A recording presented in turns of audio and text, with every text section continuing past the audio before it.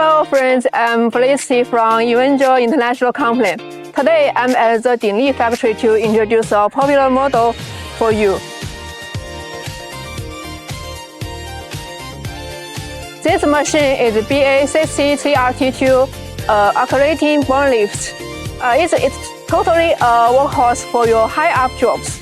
This model is equipped with 18.2 kilowatts Kubota diesel engine, so it can provide stable working performance while effectively reduce the fuel consumption.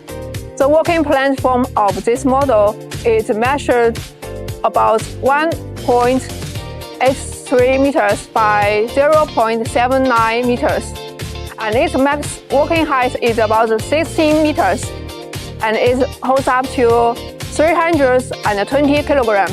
So it can entirely accommodate two operators and their working tools. Equipped with off-road tires, this model supports 4-wheel drive and 360 degrees continuous rotation, providing ample space for flexible movement. The whole size of this model is about 5.17 meters long, 2.44 meters wide and 2.58 meters high. When it is fully, two units can be loaded into one 40 HQ, so the transportation of this model is very convenient.